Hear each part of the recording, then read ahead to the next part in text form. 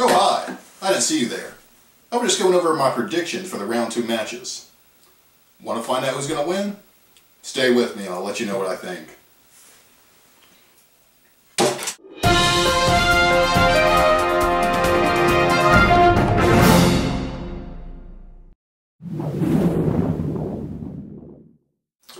Okay, predictions. First up, we have Call to Arms, myself, versus Elementals by Tyler.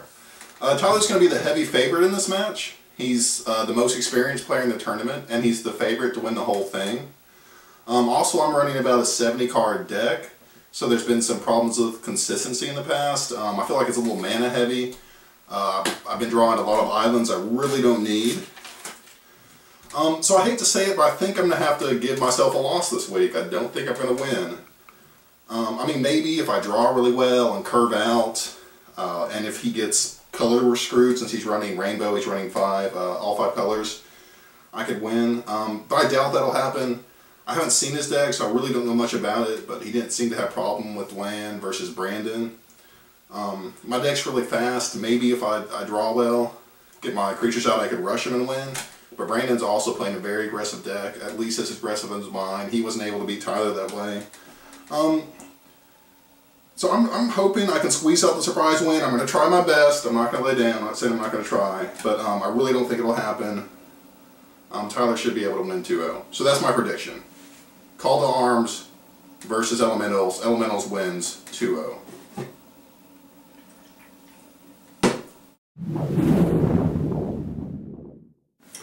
Alright, next up we got Ed Dose versus ... and it's gone.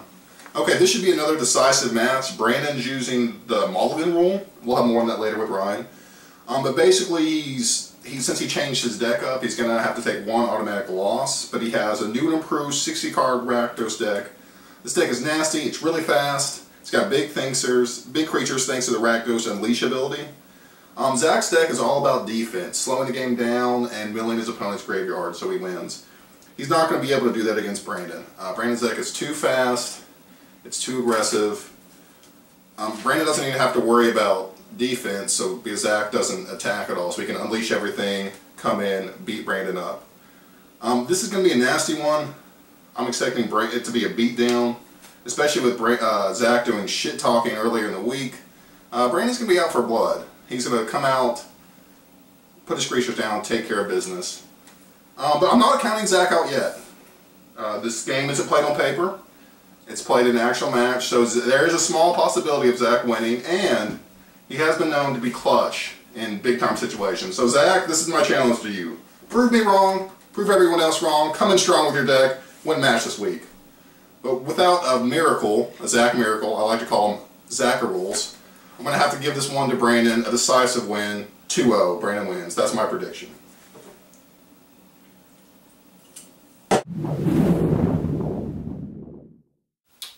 Okay, this one's going to be fun. We have Ryan. He's using the new mulligan rule. He was running spiders. He's going to be running something else.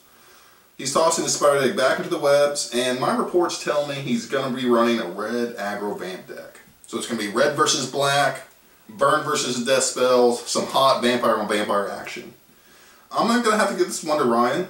He's the more experienced player by far. Minyard's only played a few matches. She's the rookie in the tournament, so she knows. Doesn't know much about the rules, hasn't played that many matches yet. And if my source is correct, and Ryan is running red vampires, he'll have vampires with haste, he'll have burn spells, so he should be able to play down burn spells, wipe out defenders.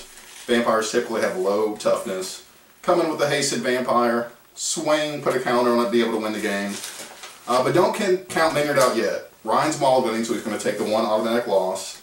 If she gets a good draw and plays it right, she could win. Her deck is not bad at all. So she does have a chance of winning. This is an automatic win for Ryan. But I'm going to have to go with the more experienced player and say that Ryan's going to win. So that's my prediction.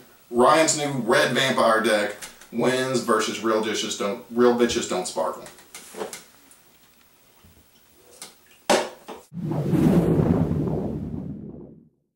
Okay, on to the next one. This is going to be a very interesting match. We have Jay, who is playing I Am the Law, versus Jaren's White Prophet.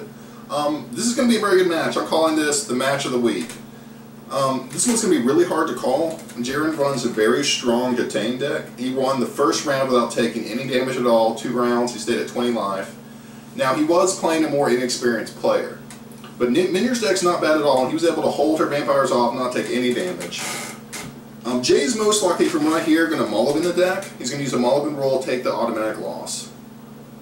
He's an experienced player who recently got back into Magic, so he's bought a whole new set of cards. I heard he might have 1,000 cards, but I'm not sure yet. So I've heard reports that he's working on either a mono-black Exalted deck or a Selzny deck, but he can really build anything. He has a lot of cards, he's an experienced player, you know he's going to come up with a strong deck. Now, if Jay hadn't already taken the automatic loss, I'd say he's the clear favorite. But with him having the 1 loss, that's going to be a lot harder for him to beat Jaren 2 matches in a row. Jaren is not weak at all, he has a strong detain deck. It's very possible he gets that 1 win. This one's really hard to call. It's going to be an excellent match. Like I say, I'm naming it my match of the week. But once again, like in my previous predictions, I'm going to have to go with experience.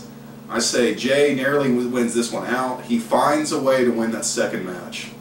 So it really could go either way, but on this one, my prediction is Jay with his new deck wins it 2-1.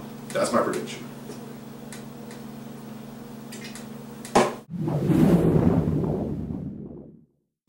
Okay, this should be another fun one. We got Kicking It Old School versus Death by Darkness. I don't know a lot about these two decks, so it's going to be a little hard to predict. From the little I've seen, it looks like Chris is the stronger player here. Both guys are playing mono black. Chris seems to be the faster player. This first round, Kyle went up against a very slow playing opponent in Zach, and it still took him a while to finish him. He didn't crush him quickly. He's not going to have the luxury of going against a slow defender this week. Chris is a lot more aggressive, he plays faster, and he has a really strong offense. So from the little bit I've seen, I'm going to have to say Chris has the stronger black deck, and he's going to walk away with the W this week. Now, the interesting thing about this match is Kyle's not using a modern deck. He has old cards, that's all he had, and so he has some legacy cards in there and some cards whose mechanic is no longer in play, like Threshold. There was a little fuss about it, but for now the commissioners have allowed him to keep his legacy deck. But what if he keeps on winning? Right now he's 1-0. What if he keeps on winning? What if he wins the rest of his games? What if he goes into the playoffs? Will there be cries of foul? Will people want him to remove his deck? Have him kicked out on a technicality because he's using older cards? We'll see. For now, the judges have allowed him to keep his legacy deck. He's a 1-1. He's got to concentrate on his match coming up this week, but there could be some controversy for Kyle to look forward to later in the season. So that's my prediction. I think between the 2 black matches, Chris is going to win it. Death by Darkness wins, I'll say 2-1. Okay, so there you have it. Those are my predictions for the week. Good luck to all the players. I hope you have great matches, and we'll see the results on Sunday.